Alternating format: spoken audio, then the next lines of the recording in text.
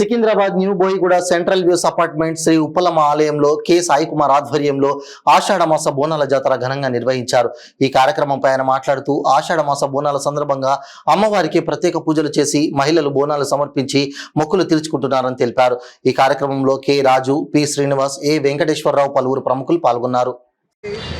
మన ఉప్పలమ్మ బోనాల శుభాకాంక్షలు తెలుపుకుంటూ ఇలాగే అమ్మ తల్లిల ఆశీస్సులు మనకు అందరికి ఉండాలని కోరుకుంటూ పాడి పంటలు అంతా మంచిగా పండాలని కోరుకుంటూ అందరూ చల్లగా కాపాడాలని కోరుకుంటున్నాం.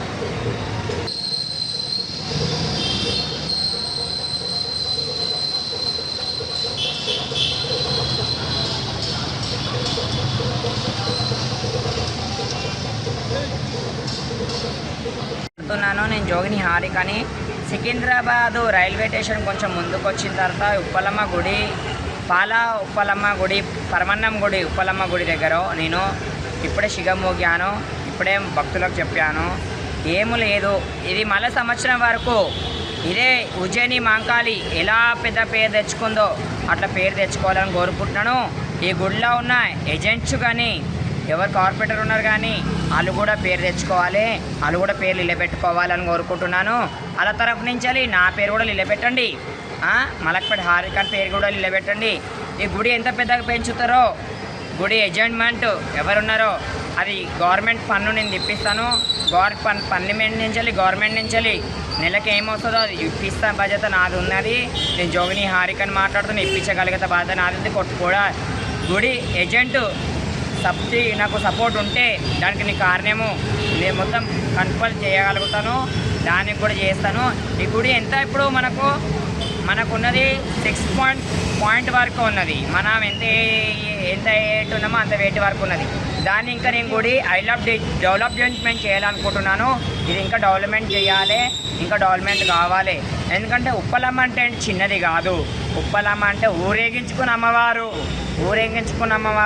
భూమిలోకెళ్ళి పుట్టిన అమ్మవారు. ఆమె మనం తెచ్చిపెట్టిన అమ్మవారు కాదు, ఏ అమ్మవారు కాదు. ఉప్పలమ్మలా ఇద్దరు ఉంటారు. రక్తాభిషేకం ఉప్పలమ్మ ఒకటి ఉంటుంది, పాలాభిషేకం ఉప్పలమ్మ ఉంటుంది. అది ఎలా తెలుసుకోవాలంటే పుట్ట మొలుస్తుంది. ఆ పుట్టకాడ మనం ఉప్పలమ్మని ఇచ్చితే పాలు వెళ్ళినాయి అనుకో పరమన్నం వండి పెట్టాలి, రక్తం వెళ్ళిందనుకో రక్తాభిషేకం చూపించాలి. అలాంటి ఉప్పలమ్మలు ఇద్దరు ఉన్నారు. కానీ ఇక్కడ ఉన్నది పాలాభిషేకం ఉప్పలమ్మ, పరమన్నం ఎక్కే ఉప్పలమ్మ ఉన్నది. మా దగ్గర మలక్పేటలో ఉన్నది రక్తాభిషేకం ఉప్పలమ్మ. నేను రక్తాభిషేకం చూపిస్తాను. జోగిని మలక్పేట హారికని మాట్లాడుతున్నాను.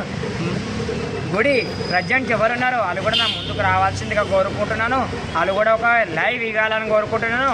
దీనికి ఇంకా గుడి ఏజెంట్ కావాలని కోరుకుంటున్నాను. ఇది ఇంకా హై రేంజ్ రావాలనుకుంటున్నాను.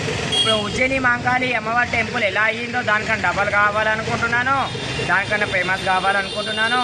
ఇదే సికింద్రాబాదు చెప్తున్నా, ఇదే సికింద్రాబాద్లో 2 గుళ్ళు హై రేంజ్గా పెరిగినాయి అని పబ్లిసిటీ కావాలి, ఇదే కావాలి. ఇది నేను కోరుకుంటున్నా. గవర్నమెంట్లో కోరుకుంటున్నా. గవర్నమెంట్ రేవంత్ రెడ్డికి కూడా కోరుకుంటున్నా, ఇదే కావాలి, ఇదే చెయ్యండి, మాకు ఒక సహాయం చేయండి. జోగిన్లకు అమ్మవారిలో కూడా పన్నులు చేయండి, ఇదే కోరుకుంటున్నాను. అమ్మవారి గుడిలు ఏడేడు ఉన్నాయో గవర్నమెంట్ లిస్టులో లేని గుడిలని గవర్నమెంట్ లిస్టులోకి ఏమని చెప్తున్నాను, పన్ను ఇవ్వమని చెప్తున్నాను.